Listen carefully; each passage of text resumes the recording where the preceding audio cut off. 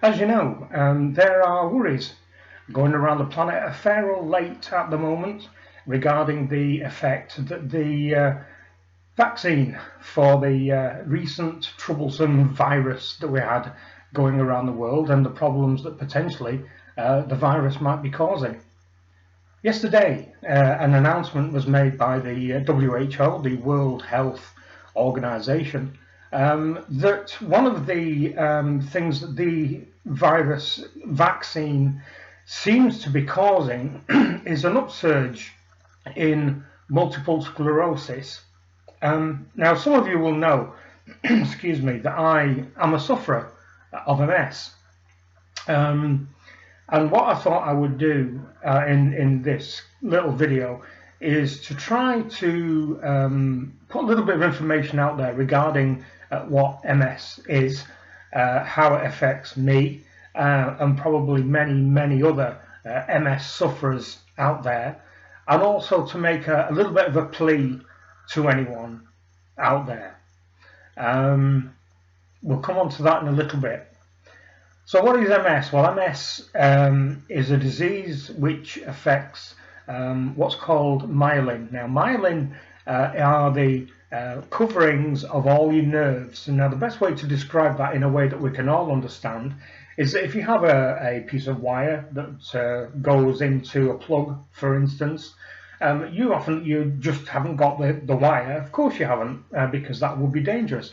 You've got a plastic or rubberized plastic covering over all the wiring. Well, your nerves are very much similar to that. We have nerves which carry impulses all over the body, which are carried by the electricity that is stored and is generated within our body itself.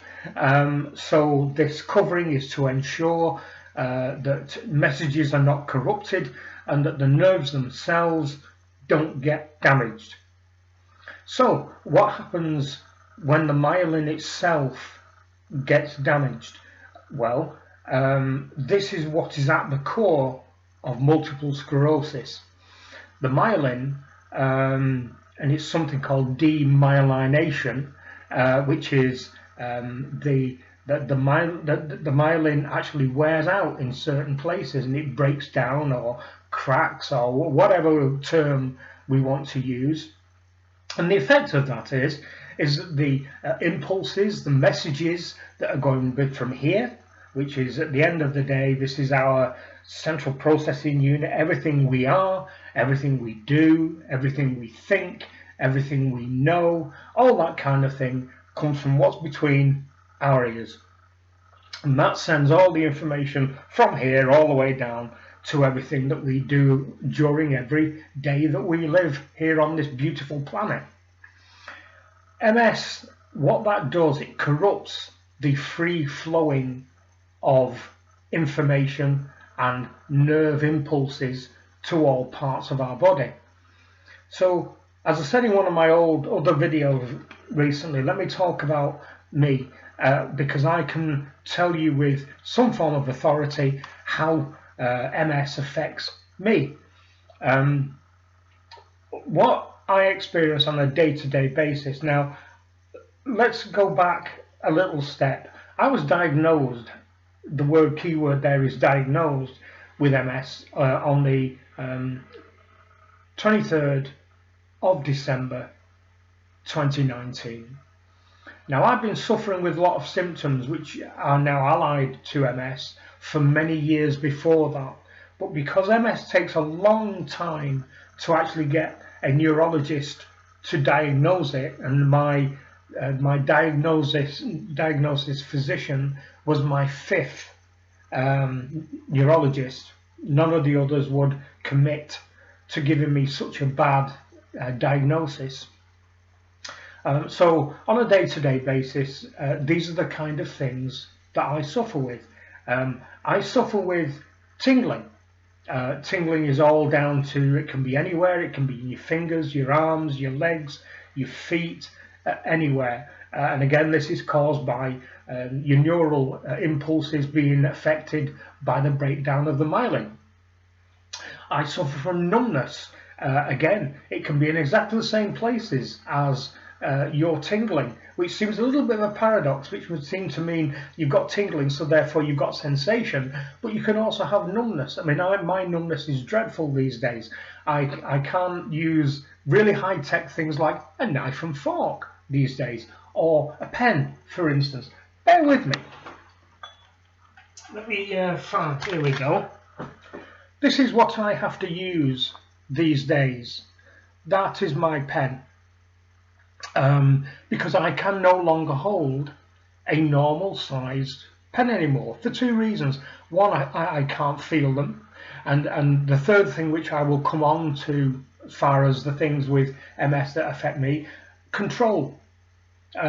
You lose strength very much like a very young baby, I guess, because a baby's grip's very, very strong, and that's because they can't control their strength yet.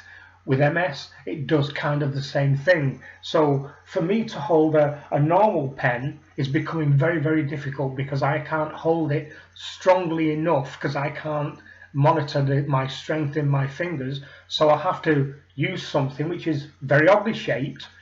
It's designed for people who've got lots of as bad disabilities as me, and indeed worse.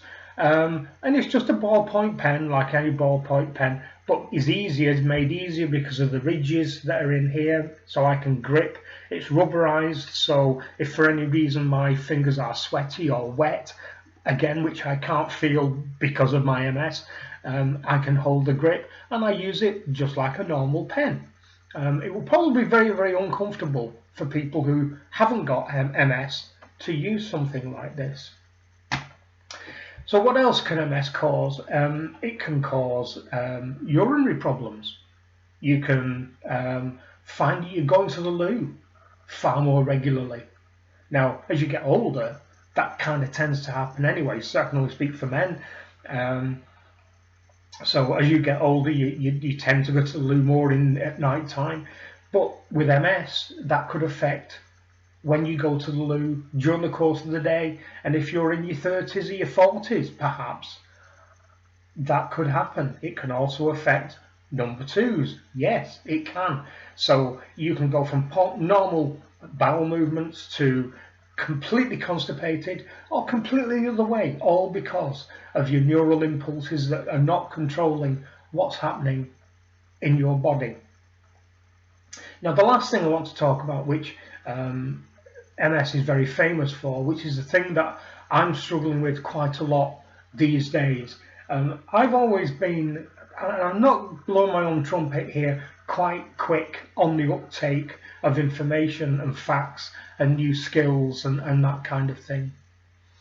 I'm now struggling with that if I have to find something new to learn, a new skill to acquire, if I buy a new piece of tech, for instance, I get a new piece of tech, say, lovely, that's smashing, an instruction book, we won't be needing that, typical guy. Now, it takes me a long time to acclimatise to the new piece of tech, to learn how to use it, to make sure that I know what all the buttons do. And your mobile phone, now we all know pretty much the beauty of all mobile phones, whether it be Android or Apple, pretty much with the App Store, you get your little picture and you tap on it and it does what you want it to do. But there are other intricacies within settings that you may have to find. We had one recently with the emergency alert thing. How do you turn that off within your settings? Under normal circumstance, 15 years ago, I said, no problem at all, give it a piece of kit, I'll sort it out and give it you back. Now, I have to go and take time, sit on my own and sort it out. So lack of acquisition of skills or existing skills that should have been developed naturally aren't. The other thing that I struggle with, and I've spoken to people with MS, is brain fog. Now, brain fog is exactly what brain fog sounds. You just get muggy in your head. You can't think straight. You can't reason things through. You are not the person you used to be. I am definitely not the person I was 10 years ago. Now, I anticipated by the time I was in my 60s, I wouldn't be the person I was in my 30s are in my 40s. How could I be? Surely not. It doesn't work that way. But I never anticipated being hit with a bombshell of MS, which not only is your natural aging cycle taking bits away, but the MS take bits away as well. Now, one of the things I suffer with quite badly, not too much now, I'm on a new drug right now, which seems to be helping, touch wood. I used to find I could, within a conversation, I'd be going on perfectly fine, not a problem at all, coming to the point that I want to make with an important word or number of words, and somewhere between here, my thought process, and where it comes out here, I would lose the word completely. Now, I know we could say, Stuart, we all do that occasionally. With MS, it isn't occasionally. It's very, very regular that this happens. And it's very frustrating because certainly, again, speaking for myself, you not only lose that transference of a thought to speech, but you lose the ability to go somewhere else for another word to replace the word that you've lost. I hope I'm making sense there. It's like your inbuilt thesaurus where you've lost a word and you think, right, okay, there must be another word for me to say, so you get your inbuilt thesaurus out and you go, right, okay, oh yeah, there you go, I can use that one instead. We all have one of those built in. You lose that as well. So what's the point I'm coming to here, given where we started this conversation? I want to talk to you if you are one of those people who had the jab. I didn't. Anybody who knows me, I've told this before, I didn't have the jab solely on the basis that I was worried about the vaccine impacting my asthma. Certainly my asthma. I can't afford to be any more ill than I am with my asthma. So I stayed away from the vaccine. But let me talk to you if you did have the vaccine. Please, if you did have the vaccine, even if you think that it was the greatest thing ever to hit this planet, if for any reason you've been feeling tingles, numbness, brain fog, losing words when you're in conversation, losing the track of something, you sat at work and thinking, why am I not grasping this? What's going on? I do this every day. Why am I not getting this? Please go to your doctor as soon as possible. Speak to him about the World Health Organization report regarding the vaccine-induced multiple sclerosis around the world. This is going to be a massive problem. And if you are a youngish person, if you are a young family man or woman with children, and you have had the vaccination, and you're having any of the problems, or you are worried about any of the problems I've talked about here today, please go to your GP or your doctor, whoever you see, and go to speak to them about any of the symptoms that I've outlined. Let me say one thing.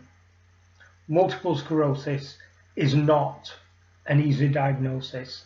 It's a very, very serious disease, which it doesn't kill you. It isn't fatal. It doesn't shorten your life in any way, shape or form. So if I, for instance, have looking way into the future, let's say I'm not destined to die until I'm in my mid-90s, let's say, MS won't alter that. But what it will do, it will make your quality of life worse and worse and worse throughout the years to come. So please, from an MS sufferer, if you are worried in any way that your performance as a human being is getting changed in some form of inexplicable way, and you can't quite put your finger on why, and if you had the vaccine, just go for a checkup. And whilst you're there, do all of your normal stuff.